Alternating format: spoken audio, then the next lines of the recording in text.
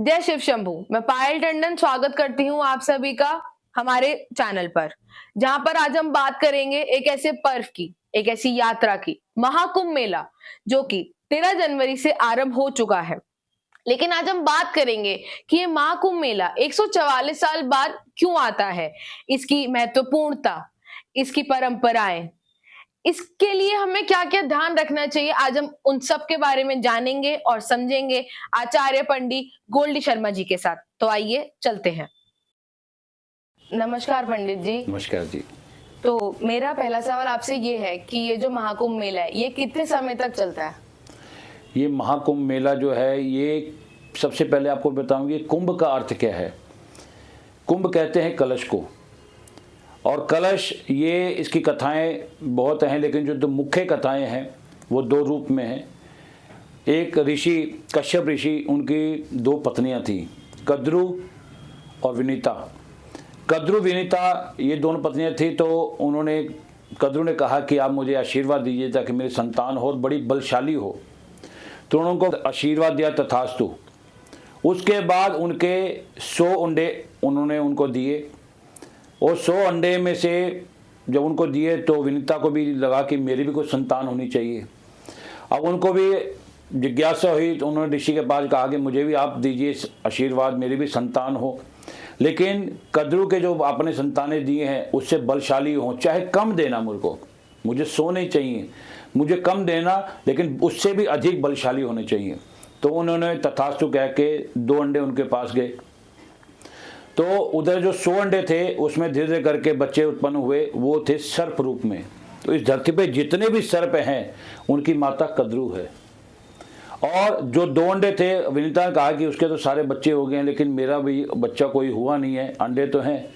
उसने जबरदस्ती जिज्ञासु की भावना से एक अंडे को फोड़ दिया, तो उसमें अर्ध विकसित जो बच्चा हुआ, उसमें भी उन्होंने कहा कि माताजी आपने मुझे बहुत जल्दी विकसित कर दिया है, लेकिन मैं अर्ध विकसित हूँ, तो मैं यहाँ से जा रहा हूँ, लेकिन इतनी जिज्ञासु से आप दूसरे अंडे को मत फोड़ना, उसका इंतज़ार करना।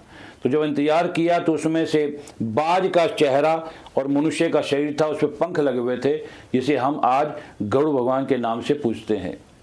गो श्री विष्णु भगवान की जय। तो उसका नाम गरुड़ था, और जो पहला उसका बड़ा भाई था उसका नाम था अरुण। अब अरुण वहाँ से जब चला गया तो जो 100 पुत्र थे उनके कद्रु के, तो उसकी वो दासी बन गई, विनीता उसकी जो माँ थी, क्योंकि उसकी कोई संतान नहीं, तो दासी बन गई। अब गरुड़ ने कहा कि माँ आप दासी हो, मैं आपको कैसे छुड़ाऊँ? तो वो 100 पुत्रों ने कहा कि हम तभी छोड़ेंगे तुम हमें अमृत ला कर दोगे, अमृत कलश ला कर दोगे तभी। तो वो बलशाली इतने थे, सभी देवताओं का आशीर्वाद था, ऋषियों का आशीर्वाद था। तो अमृत कलश लेकर जब वहाँ से निकल लगा तो सभी देवताओं ने उसको पकड़ना चाहा, लेकिन वो किसी के हाथ में नहीं आए। और दौड़ते दौड़ते उन्होंने जब देखा कि ये तो अगर अमृत किसी गलत दिशा में चला गया तो विनाश हो जाएगा सृष्टि का, तो सभी देवता भागे विष्णु जी के पास।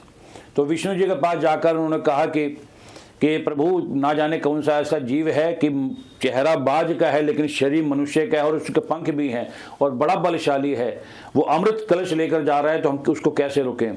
तो विष्णु भगवान जी स्वयं वहाँ से उठकर दौड़े, उसके साथ युद्ध किया, लेकिन वो बलशाली वहाँ से वो देख रहे थे विष्णु भगवान जी कि ये अमृत कलश लेकर खड़ा है लेकिन इसको ग्रहण नहीं कर रहा है। तो उनके अंदर जिज्ञासा पैदा हुई कि आप बेटा ये किस लिए लेके जा रहे हैं? आपके पास अमृत है, आप इसको खुद ग्रहण नहीं कर रहे हैं लेकिन किसी और के पास ले जा रहे हैं, क्यों? ऐसी क्या जिज्ञासा है? तो कहते हैं कि मैं अपनी माँ को आज़ाद कराना चाहता हूँ, जो दासी रूप में वहाँ पर है। तो उन्होंने कहा ठीक है, मैं तुम्हें ये दे दूंगा, लेकिन मेरा एक वचन तुम मानोगे तभी। कि क्या? कि आप वहाँ पर कलश रख के रहोगे, उसके बाद ताउम्र आप मेरे साथ मेरे वाहन बन के रहोगे। इसलिए गरुड़ भगवान जी विष्णु जी के वाहन बने हुए हैं। तो उन्होंने जाकर धरती पर रखा, और विष्णु भगवान जी ने अपनी माया से उस कलश को वहाँ से लुप्त कर दिया। और अब उन्होंने कहा कि अमृत को लेके आओ, अमृत तो लेकर गए गरुड़, इसलिए उनकी माता जो थी दासी रूप में वहाँ से मुक्त हो गई थी। तो बात चल रही थी कुंभ की। कुंभ जो है अमृत कलश के से है। दूसरी जो कथा है वो कथा है सागर मंथन। आप सभी जानते हैं कि सागर मंथन जब हुआ था तो किस लिए हुआ था? अमृत के लिए हुआ था, ठीक है ना। इसलिए इसको अमृत कलश कहा जाता है, यानी कि अमृत कुंभ कहा जाता है। अब जो सागर मंथन क्यों हुआ? सागर मंथन इसलिए हुआ कि दुर्वासा ऋषि जी ने इंद्र को बड़ा प्रसन्न होकर इंद्र को अपनी गले की माला दी, बड़ी दिव्य माला थी। तो इंद्र ने अपने अहंकार घमंड में आकर उस माला को अपने हाथी के ऊपर, ऐरावत हाथी के ऊपर डाल दिए गले में। अब हाथी कौन है? जानवर है। अब उसको क्या पता कि ये दुर्वासा ऋषि का क्रोध कैसा है, या माला का क्या उपयोग करना चाहिए। उसने उड़ा कर नीचे किया, उस पर पैर मारना चालू कर दिया। ये देखकर दुर्वासा ऋषि को बड़ा क्रोध आया। उन्होंने कहा कि तुमने मेरा अपमान किया है, मेरी दी हुई वस्तु का, उपहार का अपमान किया है। तो उन्होंने श्राप दिया कि तुम्हारी शक्ति, तुम शक्तिहीन हो जाओ। तो जितने भी देवता थे शक्तिहीन हो गए। अब शक्तिहीन हो गए तो सब घबरा गए। ये बात राक्षसों को पता चली, तो राक्षसों ने जाकर उस पर धावा बोला, इंद्रलोक पर और देवलोक पर। सभी देवताओं को भगा दिया वहां से। अब सारे दौड़ कर गए विष्णु भगवान जी के पास। तो विष्णु भगवान जी कहा कि तुम चिंतित मत हो, समय आने पर सब ठीक हो जाएगा। तुम ऐसा करो कि तुम अमृत पान करो। कि प्रभु अमृत पान कैसे करें? कि सागर मंथन करो, सागर मंथन में अमृत निकलेगा, उसको ग्रहण करो, उसके बाद तुम्हारा कोई कुछ बिगाड़ नहीं पाएगा। तो सागर मंथन कैसे कर प्रभु? हम तो अकेले नहीं कर सकते हैं, देवता लोग, तो राक्षस उसके साथ होंगे तभी। तो ये बात राजा, जो राक्षसों के राजा थे वो थे राजा बलि। राजा बलि के पास गए। राजा बलि ने भी अमृत के रूप में जिज्ञासु थे, लालच आ गया। उनका ठीक है, हम तैयार हैं। तो सागर मंथन जब करने लगे तो उसमें पर्वत को लेकर और जो वह सांप था उसके साथ उसको मंथन किया। उस मंथन के साथ मंदरांचल पर्वत के साथ मंथन किया। मंथन से कई ऐसे निकले, हलाल विष निकला। सबसे पहले हलाल विष जो था वो जब उत्पन्न हुआ उस समय सभी तीनों लोकों में सभी घबरा गए उसके तेज से, किस विनाश हो जाएगा सृष्टि का। तब भगवान शंकर आगे आए, उन्होंने उस विष को पिया, हलाल विष को पिया, और जब कंठ पे गया तो तब से उनका नाम नीलकंठ पड़ गया भगवान शंकर के, क्योंकि वो विष उन्होंने पिया। उसके बाद ऐरावत हाथ निकला, कौस्तुभ मणि निकली, ऐसे 14 रत्न निकले। और 14 रत्नों में सबसे अंतिम जो था वो था अमृत, जो कि सबके लिए बड़ी जिज्ञासु थी। उस अमृत कलश के नाम जब वो लेके आए तो सभी राक्षस उसको लेकर भागने लगे। तो भागते भागते जो 4 बूंदें गिरी वो 4 जगह पे गिरी। वो 4 बूंदें जगह थी, क्या थी? उज्जैन, हरिद्वार, नासिक और प्रयागराज, ये 4 जगह थी। और ये दौड़ते दौड़ते वो 4 जगह पे देवता लोग रुके थे, यानी कि वो दौड़ते दौड़ते 12 दिन लग गए थे। देवताओं के 12 दिन थे और हमारे 12 साल थे। हमारे 12 साल और देवता के 12 दिन। 12 दिन के बाद वहां पर रुकते थे। उस जगह का नाम था कि प्रयागराज, हरिद्वार, उज्जैन और नासिक, ये 4 जगह रुके थे 12 दिन के बाद। तो 12 × 12 कितने होते हैं? 144। इसलिए 144 साल के बाद प्रयागराज में वहां पर होता है। और 4 कुंभ हैं, जो कुंभ आप कह रहे हैं कुंभ, ये 4 कुंभ होते हैं। एक तो होता है कुंभ, ठीक है ना, जो हमने अमृत कलश आपको बताया है।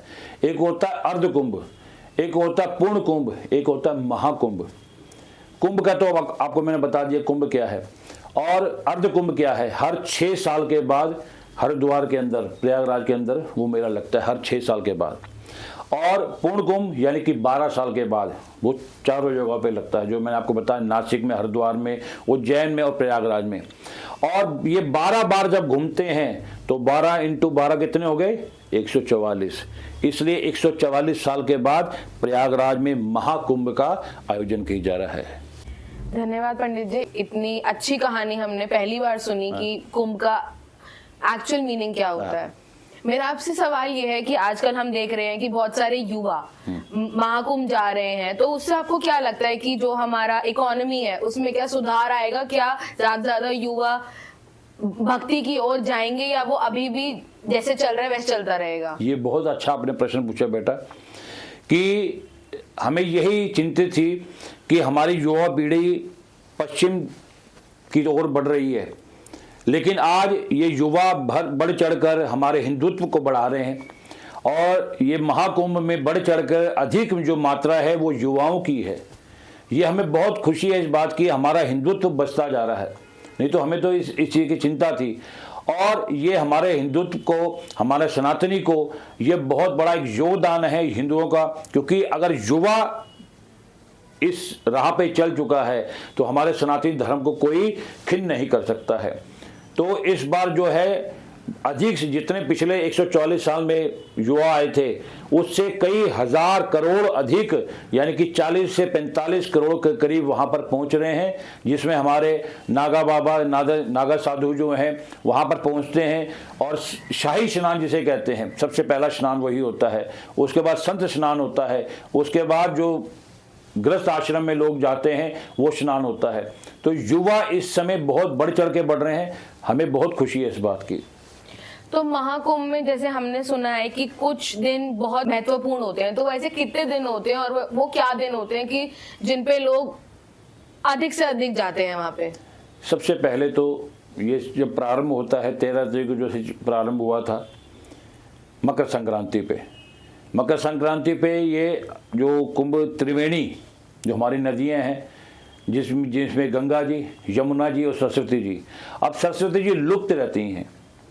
क्यों लुप्त हुई थी? क्योंकि जब वहाँ पर उनकी उत्पत्ति हुई तो उत्पत्ति जिस स्थान पर हुई थी वहाँ पर उन्होंने उसका अपमान किया, माँ सरस्वती का। वो वहाँ से लुप्त होकर वापस यहाँ पर आई प्रयागराज में। वहाँ पर जब लुप्त हुई तो उस जगह वो मरुष्ट बन गया, यानी कि आज वो राजस्थान में है। वहाँ पर सरस्वती नदी राजस्थान के अंदर थी, तो राजस्थान में उसका उपयोग नहीं किया गया, उसका अपमान किया गया, इसलिए वहां से वो लुप्त हो गई, रुष्ट होकर यहाँ पर आई। इसलिए आज वहां पर कहीं भी जल की एक बूंद आपको नजर आती है? राजस्थान में कहीं भी जल के लिए तरसते हैं।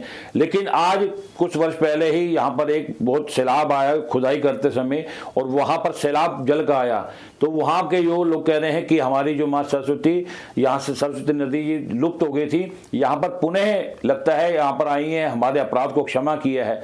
लेकिन आज भी वो मुक्त हैं, लुप्त हो दिशा में है, तो उसको त्रिवेणी कहते हैं। वो महाकुंभ में त्रिवेणी वह जाती हैं। और ये मुख्य जो पर्व है आपको बताया कि मकर संक्रांति के दिन किया जाता है। आगे मेन जो है वो मकर संक्रांति के दिन ही किया जाता है स्नान, कुंभ स्नान जो किया जाता है। बाकी आयोग की व्यवस्था के हिसाब से बता दिया कि इस दिन भी शुभ होता है, क्योंकि इस प्रकार से लोगों को एकत्रित किया जा रहा है। जो लॉजिकली बात है वो केवल मकर संक्रांति को ही महास्नान किया जाता है। उसके बाद में जैसे मैंने बताया पहले नागा साधु, अब नागा साधुओं को क्यों किया जाता है? अब नागा जो साधु होते हैं ये हमारी सनातन धर्म की एक बहुत बड़ी सेना है। अब नागा साधु नाम क्यों रखा गया है? क्योंकि ये निर्वस्त्र रूप से साधना करते हैं। ये केवल महाकुंभ में ही नजर आते हैं और कभी आपको नजर नहीं आएंगे। ये कहाँ रहते हैं? ये पहाड़ों में तपस्या करते हैं। जब हमारे मुसलमानों का जो राज हुआ था, मुगलों का जो राज हुआ था, उस समय हमारे वो रक्षक, हमारे सनातनी धर्म के रक्षक बनकर आए थे। एक ऐसे योद्धा थे जो भगवान शिव के भक्त हैं, जो योद्धा हैं जो हमारे सनातनी धर्म को बचाने के लिए आगे आए थे। उनको केवल हमारे शास्त्रों का ज्ञान नहीं है, उनको हमारे अस्त्रों का भी ज्ञान है, शस्त्रों का भी ध्यान है। वो इस ज्ञान से हमारे सनातनों को बचाते हैं। तो और कभी वो किसी स्नान से प्रसन्न नहीं होते जितना ये महाकुंभ में, कुंभ में, अर्ध कुंभ में, पूर्ण कुंभ में स्नान करने से वो पवित्र होते हैं। और नागा साधु क्यों बोला गया है? क्योंकि ये शब्द जो नागा शब्द जो है, नागा शब्द, ये शब्द लिया गया है नागालैंड से। ये नागालैंड से शब्द निकला गया था। नागा साधु वहीं से ये विकसित हुए थे। तो भगवान शिव की उन पे असीम कृपा थी। तो पहला स्नान शाही स्नान कहा जाता है, उसके बाद ये स्नान संतों का कहा जाता है, संत के बाद गृहस्थ आश्रम में। तो मेन जो है वो मकर संक्रांति के दिन ही पहला स्नान किया जाता है। तो अगर कोई भक्त महाकुंभ जाना चाह रहा है तो वो अपने दिमाग में ऐसी क्या क्या चीजें रखे, ऐसी क्या जो अपने साथ लेके जाए जो वहां पे जाके उसको काम आए? सबसे पहले तो बेटा जो संसारिक वस्तुएं हैं उसके तो मैं कहने वाले बहुत कहेंगे, लेकिन मैं तो सिर्फ एक चीज कहूँगा कि भक्ति लेकर जाए। क्योंकि अगर हम दिखाने के लिए जाएं, क्योंकि आजकल क्या कर रहे हैं लोग, महाकुंभ में जा रहे हैं तो वहाँ पर क्या करते हैं, सेल्फी लेके फ़ोटो भी दे रहे हैं, लेकिन वही उनकी सोच, उनकी नज़रें किसी गलत स्त्री की तरफ, स्त्री को गलत दिशा में देखना या चोरी करना या किसी के साथ ठगी करना, तो ऐसे महाकुंभ में स्नान करने का कोई अर्थ नहीं है। अगर वहाँ पवित्रता और शीतलता अगर लेकर जाएंगे तो वही मेन वस्तु लेकर जाइए। संसारिक वस्तुएं कुछ भी लेके जाइए, माला लेके जाएंगे, माला जपते जपते आगे आपका विचार गलत आ गया तो माला जपने का भी कोई है नहीं, क्योंकि मन में खोट भरी और मुख में हरी, फिर मंदिर में जाने से क्या फायदा, मैल मन का न धोया बदन धो लिया, फिर गंगा नहाने से क्या फायदा, मन में खोट भरी और मुख में हरी। तो जो वस्तु लेके जानी है वो पवित्र मन लेकर जाइए, श्रद्धा लेके जाइए, भक्ति का संदेश लेकर जाइए। जैसे अभी आपने बोला कि आजकल भी महाकुंभ में भी ऐसे बहुत सारे लोग हैं जो स्त्रियों को गलत नजरों से देखते हैं, तो मेरा ये मानना है कि ऐसे लोग महाकुंभ जाते ही क्यों हैं जब उनके मन में असली सिद्धि या असली भक्ति है ही नहीं, तो जाने का मतलब ही क्या है? इसलिए तो हमारे बाबा जो हैं, जो हमारे यूपी के मुख्यमंत्री हैं, तो आदित्यनाथ योगी जी, तो उन्होंने यही तो कहा है कि ऐसे सोच वाले, ऐसे विचार वाले वहाँ प्रतिबंधित किए गए हैं। अब मैं किसी धर्म का या किसी गठबंधन का नाम नहीं लूँगा, वो आप खुद ही समझदार हैं कि वहाँ पर उनकी दुकानें भी नहीं लगाई देने जा रहे हैं, ठीक है ना।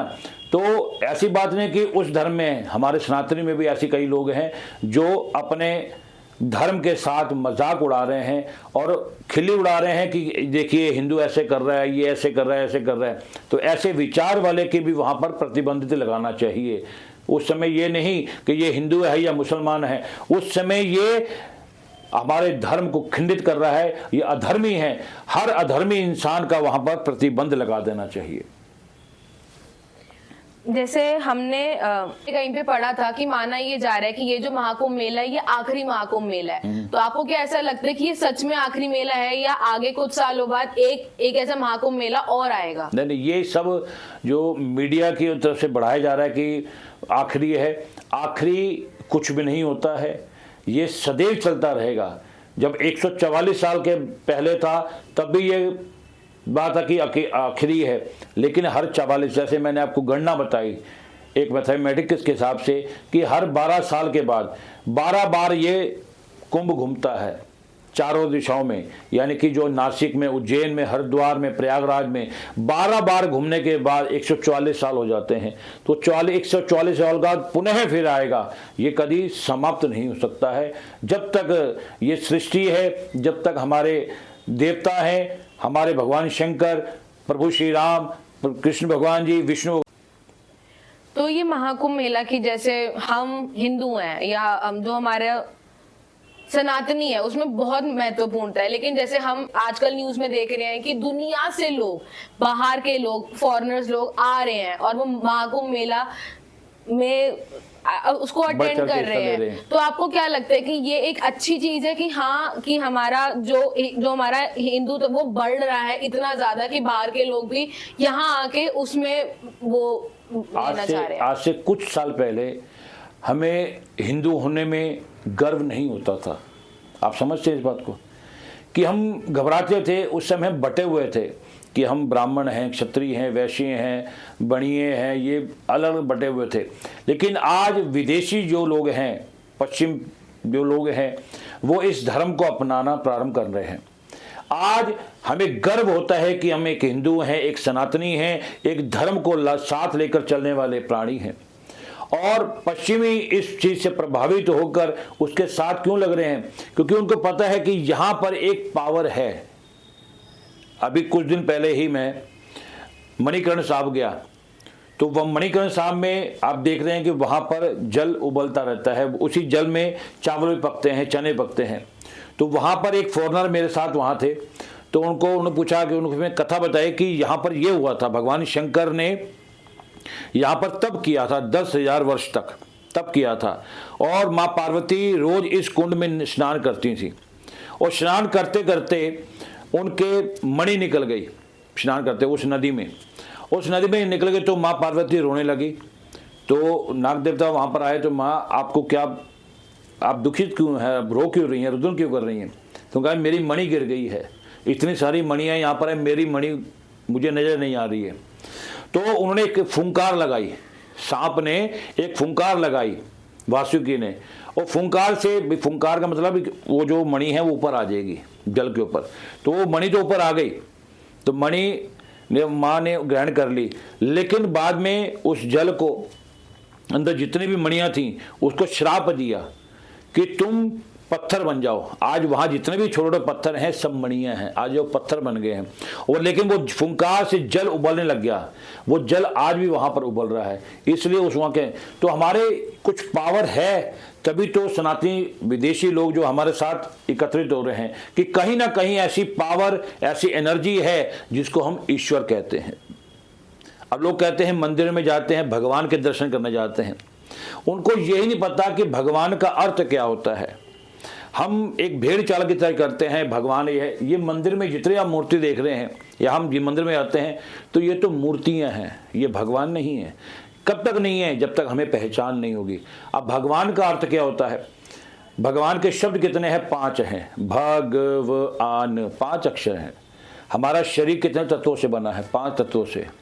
अब ये भगवान, इसका अर्थ है भा से भूमि, गा से गगन, वा से वायु, आ से अग्नि, ना से नीर, इन्हीं तत्वों से बना हमारा शरीर। तो भगवान कहाँ है? हमारे अंदर जो ईश्वर बैठा है, वो हमारे अंदर जो ईश्वर है वही भगवान है। हम इसको पहचानते नहीं, हम बाहर पहचानने की कोशिश करते हैं। जब इसको पहचान जाएंगे तो हमें हर मूर्ति में, हर इंसान में, हर प्राणी के अंदर वो ईश्वर नजर आएगा। यही वो भक्ति है, यही सरलता है। यही लेकर महाकुंभ में स्नान करेंगे तो यकीन मानिए आपके जितने भी पाप कर्म हैं वो सब दूर हो जाएंगे और आपको भक्ति महारानी प्राप्त हो जाएंगी। पंडित जी, जैसे हम सब ये जानते हैं कि आजकल कलयुग आ रहा है, कलयुग का आरंभ हो चुका है, तो आपको क्या लगता है कि अगर हम युवा या जितने भी हम लोग हैं, अगर हम थोड़ा थोड़ा अपना ध्यान भक्ति की तरफ ज्यादा देंगे तो क्या कुछ हद तक ऐसे चांसेस हैं कि सदयुग कहीं ना कहीं वापस जल्दी आ सकता है और जो कलयुग आने के बाद जो कोहरा होगा, जो सब होगा, वो रुक सकता है? एक कुछ चांसेस हैं? बिल्कुल रुक सकता है। देखिए, भक्ति प्राप्त कैसे होगी? इस संसार में, इस कलयुग में ज्ञानी बहुत हैं, विद्वान बहुत हैं। आप देखो कि आज दिन टीवी चैनल के माध्यम से या सोशल मीडिया के माध्यम से कैसे ऐसे महात्मा आ जाते हैं, कैसे ज्ञानी बहुत हैं, विद्वान बहुत हैं, लेकिन सरल बहुत कम है। अब आप कहेंगे सरल तो बड़ा सरल शब्द है। अब सरल की डेफिनेशन क्या है? सरल सा, र और ला, 3 अक्षर हैं, उसमें ना कोई मात्रा है ना कोई बनावटीपन है कोई, सिर्फ 3 वर्ड हैं, सरल, ठीक है ना। अब सरल शब्द है। अब सरल शब्द के आप देखिए, रा कहां पर है? बीच में। कहां पर बेटा? बीच में। आप पीछे राम जी का तस्वीर देखिए, राम जी कहां पर हैं? बीच में। यानी कि सा से सीता, रा से राम, ला से लक्ष्मण। तो ये सरल, जिनके अंदर ये वास कर जाते हैं वो ऑटोमेटिकली ही सरल हो जाते हैं। यानी कि उसके अंदर कोई ज्ञान नहीं, कुछ नहीं है। अगर वो सरल हो गया तो ईश्वर की प्राप्ति, हमारे धर्म की प्राप्ति, हमारी आस्था की प्राप्ति उसको प्राप्त हो जाती है। अपने आप ही जितने हमारे युवा हैं, जितने भी हैं, क्योंकि हमें इस समय, बहुत अच्छा प्रश्न किया, कलयुग है, इस समय हमें अधिक से अधिक सरल इंसान चाहिए, सरल मनुष्य चाहिए। जब हम किसी को ढूंढने जाएंगे वो तभी मिलेगा जब हम खुद उसको ग्रहण करेंगे। जब हमारे अंदर ही सरलता नहीं होगी, हम किसी को सरल कभी नहीं बना सकते हैं। ज्ञानी तो बना देंगे, विद्वान बना देंगे, लेकिन सरल नहीं बना पाएंगे। सरल तभी बनेगा जब सीताराम जी और लक्ष्मण जी उनके अंदर वास करेंगे, अपने आप वो सरल हो जाएंगे। महाकुंभ मेला की क्या ऐसी कुछ खास परंपरा या ऐसी कुछ खास विधियां हैं जो एक भक्त को जाने से पहले ध्यान रखनी चाहिए? हाँ, बहुत बढ़िया प्रश्न ये। सबसे पहले तो जो हम तामसिक भोजन ये करते हैं, आज के युवा पीढ़ियाँ या युवा से भी पहले जो वृद्ध हैं वो तामसिक भोजनों का उपयोग करते हैं। सबसे पहले इसका त्याग करना चाहिए। तामसिक भोजन क्या होता है? तामसिक भोजन होता है जैसे लहसुन प्याज का उपयोग करते हैं हम लोग, या नॉन वेज खाते हैं, इसका त्याग करना पड़ेगा। मदिरा पान करते हैं, इसका त्याग करना पड़ेगा। और अगर गृहस्थी हैं तो गृहस्थ आश्रम का भी ब्रह्मचार्य का पालन करके तभी आप जा सकते हैं, क्योंकि महाकुंभ कोई साधारण नहीं है। ये करने के बाद आपके जीवन की जितनी भी नेगेटिव वाइब्स हैं वो आपसे दूर हो जाती हैं, पॉजिटिव वाइब्स आती हैं। जब आपको पॉजिटिव वाइब्स आएंगी उसके बाद फिर पुनः आप ये कार्य करेंगे तो वो आपके लिए बहुत ही हानिकारक होगा। फिर आपके पास जो ईश्वर की प्राप्ति होती है वो प्राप्ति आपको नहीं होगी, भक्ति की प्राप्ति नहीं होगी। फिर जिस भाव से आप जा रहे हैं कि मैं जाऊंगा तो मेरे शायद ये काम बन जाएगा, तो निश्चित रूप से वो काम नहीं होगा आपका। जैसी भावना लेके जाएंगे वैसे ही आपको प्राप्त होगा। जैसे कहते हैं जैसा खाएं अन्न और वैसा होगा मन। अगर हमारे मन में ही पाप है तो हम जितना मर्जी कुछ कर रहे हैं कुछ नहीं प्राप्त कर सकते हैं। तो इसलिए अन्न का मतलब है तामसिक भोजन का त्याग करना है और अपने ब्रह्मचार्य का पालन करते हुए वहाँ पर जब आप जाएंगे तो निश्चित रूप से जैसे लोग जाते हैं गुटखा भी खाते हैं, शराबी पीते हैं, सिगरेट पीते हैं, इन सब का त्याग करना बहुत जरूरी है। उसके बाद ही वहाँ स्नान करने का आनंद है। अन्यथा फिर जो पिकनिक स्पॉट पे जाते हैं, पिकनिक स्पॉट अधिकतर मैंने देखा है जो कुंभ में जा रहे हैं, क्योंकि मेरे भी कई साथी हैं जो हम जा रहे हैं महाकुंभ जा रहे हैं, तो उन्होंने एक एक पैकेट गुटकों के लेकर बैग में रख लिए। तो काहे की कुंभ जा रहे तुम? तो ये काम करना निषेध है। वहाँ के जो व्यवस्था है बहुत सुंदर बना रखी है। हमारे आदरणीय मंत्री जो है, प्रधानमंत्री साहब जो है नरेंद्र मोदी साहब ने बड़ी सुंदर व्यवस्था की है। आदित्य योगीनाथ जी ने बहुत सुंदर व्यवस्था की है। वहाँ पर जाकर केवल प्रभु के दर्शन करो, उस त्रिवेणी संगम में स्नान करके अपने मन को शांति दीजिए। और मोक्ष चाहते हैं वो मोक्ष की प्राप्ति केवल और केवल वहीं पर हो सकती है। पंडित जी, जैसे हमने देखा कि पहले दिन महाकुंभ मेले में कम से कम 1.5 करोड़ लोग गए थे और दूसरे दिन 2.5 करोड़। तो आपको क्या लगता है कि ये बहुत सारे लोग कुछ ऐसे भेड़ चाल को देख रहे हैं तब जा रहे हैं, या जितने भक्त गए वो सारे अपने मन से गए हैं, अपने कोई इच्छा पूरी करने गए हैं? देखिए 100% की अगर काउंटिंग करते हैं केवल 10% लोग वहाँ पर आस्था के साथ जा रहे हैं। 90% जो लोग हैं वो भीड़ देख के जा रहे हैं कि हम भी वहाँ पर जाएंगे, भाई हमें भी स्थान मिलेगा, लोगों को हम बताने वाले बनेंगे, वीडियो बना के आएंगे। क्योंकि ये समय है इस समय सोशल मीडिया का, ठीक है ना। हम भी सोशल मीडिया पे ये प्रचार यही कर रहे हैं कि वहाँ पर केवल आस्था की ही वहाँ पर जगह है। आस्था अनास्था के साथ आप जाएंगे तो आपका जाना या आना कोई फलित नहीं होगा, वो खंडित होगा। तो आपने बिल्कुल सही पूछा है कि लोग भीड़ देख के जा रहे हैं। हकीकत में 90% लोग, 90% लोग जो हैं वो भीड़ देख के जा रहे हैं। 10% जो लोग जा रहे हैं वो केवल और केवल उस भाव के साथ जा रहे हैं जिसकी आप खोज कर रहे हैं। पंडित जी, मैं कल एक न्यूज देख रही थी जिसमें मैंने देखा कि महाकुंभ के लिए जो लोग जा रहे हैं, जितने भी हमारे रेलवे स्टेशन है, वहाँ पे इतनी भीड़ है कि लोग एक के ऊपर एक गिर रहे हैं। तो आपको क्या लगता है कि ये चीजें सही है कि आप दूसरों को धक्का देके, दूसरों को नीचा दिखा के खुद आगे जाना चाह रहे हो, या आपको सबको साथ लेके चलना चाहिए? उन्हीं में से है ना, जो 90% में बताया कि भीड़ देख के जा रहे हैं, केवल वही कर रहे हैं। लेकिन जो आस्था के साथ जाएंगे वो कभी भी ये नहीं करेंगे। और वहाँ वही लोग जाएं, हर सोशल मीडिया पे ये बताया, वही लोग जाएं जो 10-12 किलोमीटर पैदल चल सकते हैं। जिसको हार्ट की प्रॉब्लम है, अस्थमे की दिक्कत है या कुछ और दिक्कत है, चल नहीं सकते, घुटनों में दिक्कत है, वो कृपया घर पर बैठ के ही आप स्नान कर सकते हैं। क्योंकि सारा खेल भाव का है। अब जैसे हमारी बिटिया बता रही है कि भीड़ में लोग गिर रहे हैं, मान लीजिए किसी को सांस की दिक्कत है, उस भीड़ में गिरेगा तो क्या होगा? मृत्यु निश्चित है। तो इसलिए उस भीड़ को त्याग करके थोड़ा सा रुक जाइए, थोड़े समय बाद, क्योंकि ये चलता है 45 दिन तक, यानी कि 1.25 महीने जो अर्धकुंभ चलता है, 1.25 महीना चलता है।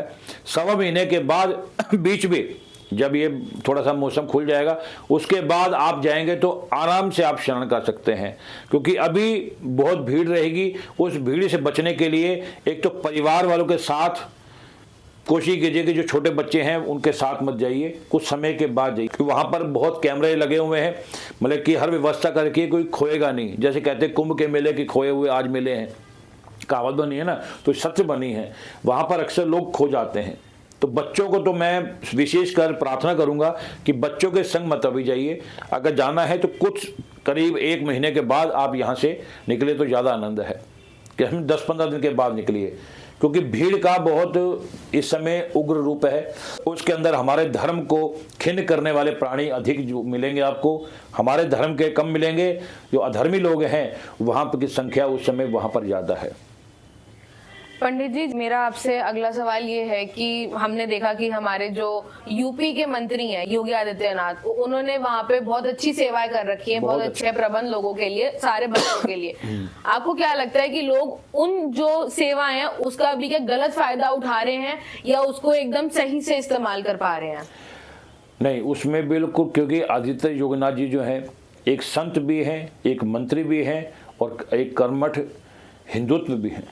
वो व्यवस्था जो देख रहे हैं, ऐसी पैनी नज़र है कि वहाँ पर सोचना भी उनके लिए पाप हो जाएगा। उनको पता है कि जहाँ हमने सोचा हमारे बुलडोजर बाबा हम पे बुलडोजर चला देंगे, ठीक है ना, क्योंकि उनकी सोच के आगे नतमस्तक है हम सभी हिंदू, क्योंकि उनकी सोच जहाँ हमारी ख़त्म होती है वहाँ उनकी प्रारंभ होती है।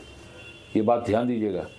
जो अकेला प्राणी जिसको किसी चीज़ का लालच नहीं है, कोई पैसे का नहीं, कोई धन का नहीं, कोई संपत्ति का नहीं, किसी चीज़ का कोई लालच नहीं है, लेकिन फिर भी एक मिनट होकर देश के लिए सोच रहा है, चाहे वो हमारे मोदी जी हैं, चाहे वो योगी जी हैं, ये हम उनका परिवार का कोई मोह नहीं है और ये हमारे लिए सोच रहे हैं। अगर इसका कोई गलत फायदा उठाएगा तो वो सोचेंगे नहीं, वो केवल कर्म करेंगे। ये कर्म योगी नेता है हमारे, धर्म योगी नहीं है। धर्म के साथ चल रहे हैं तभी कर्म कर रहे हैं। अगर धर्म को साथ लेकर नहीं चलते तो कर्म भी नहीं करते। जो अधर्मी लोग इसको नाजायज फायदा उठाएंगे उनका निश्चित ही उनको फल भोगना पड़ेगा। पंडित जी, धन्यवाद आपका बहुत बहुत कि आपने हम युवाओं को अपना इतना कीमती समय दिया और महाकुंभ की कहानियों से हमारा ज्ञान बढ़ाया। क्या आप ऐसा कोई संदेश है जो आप सारे जो भी ये वीडियो देखेंगे उनको देना चाहते हैं, जो महाकुंभ जाना चाह रहे हैं या जाना चाहते हैं? मैं यही कहूँगा, ओम गजानन भूत गणाधि सेवितम कपितजम्बु फलचार भक्षणम उमासुतम शोक विनाशिकारकम नमामि विघ्नेश्वर पाद पंकजम वक्रतुण्ड सूर्यकोटि समप्रभा निर्विघ्नं कुरु मे देवा सर्वकार्येषु सर्वदा। नागेन्द्रहाराय त्रिलोचनाय भस्मांगरागाय महेश्वराय नित्याय शुद्धाय दिगंबराय तस्मै नकाराय नमः शिवाय। जितने भी मेरे भारतवासी लोग हैं, माताएं बहनें, बड़े बुजुर्ग हैं, युवा पीढ़ी जो है, उनसे मैं यही आग्रह करूंगा कि आप अगर माघ स्नान में जा रहे हैं, महाकुंभ स्नान में जा रहे हैं, ये पवित्र स्नान करने जा रहे हैं, तो वहाँ पर जाने से पहले अगर आपके माता पिता हैं तो उनका आशीर्वाद, उनका इज्जत मान करना सीखें। हमारे जो सनातन धर्म है उसका पालन करना सीखें। वो पालन तभी होगा जब आप अपने माता पिता का इज्जत मान करेंगे, उनके बताए हुए मार्ग पर चलेंगे। जैसे हमारे प्रभु श्री राम अपने पिता दशरथ के बताए हुए मार्ग पर चले तो उन्होंने, प्रभु श्री राम जो है मर्यादा पुरुषोत्तम राम बने। तो अगर आप मर्यादा पुरुषोत्तम बनना चाहते हैं तो सबसे पहले अपने माता पिता, क्योंकि हर प्राणी के गुरु, पहले गुरु माता पिता होते हैं, उनका सम्मान करना सीखिए। आदरणीय मोदी जी, आपको एक शिक्षा दी गई है कि किस प्रकार से अपने माता की वो सेवा करते थे प्रधानमंत्री बनने के बाद भी। तो ये हमसे उनसे सीख लेनी चाहिए। आदित्य योगीनाथ जी धर्म के लिए, अपने देश के लिए, उनके पिताजी की मृत्यु हुई लेकिन वहां नहीं गए। क्यों? क्योंकि देश बचाना था। वहां हमें धर्म सिखाया गया माता का, उनकी आज्ञा लेकर, लेकिन वो पिता के लिए जो शरीर था उस शरीर का अंत हुआ था, लेकिन वो आत्मा, उनके पिता की आत्मा आज भी योगीनाथ जी के साथ है। इस भाव के साथ उन्होंने देश की रक्षा की है और देश को चला रहे हैं और वही हमने करना है। हम देश तो नहीं चला सकते लेकिन अपने परिवार को, अपने धर्म को, अपने सनातनी धर्म को आगे बढ़ा सकते हैं। वो केवल यही करना है, वहां पर जाकर हमारे धर्म का परचम लहराना है और किसी दूसरे धर्म के जो लोग हैं, जो गठबंधन के, उनका अपमान नहीं करना है। अपमान करेंगे तो इसका मतलब जो दूसरे का अपमान करेगा वो अपना कभी सम्मान नहीं पा सकता है। तो वहां महाकुंभ में जाकर हमारे धर्म का परचम लहराना है, अपने धर्म को आगे बढ़ाना है। यही मेरी आपसे विनती है। जय श्री राम। जय श्री राम।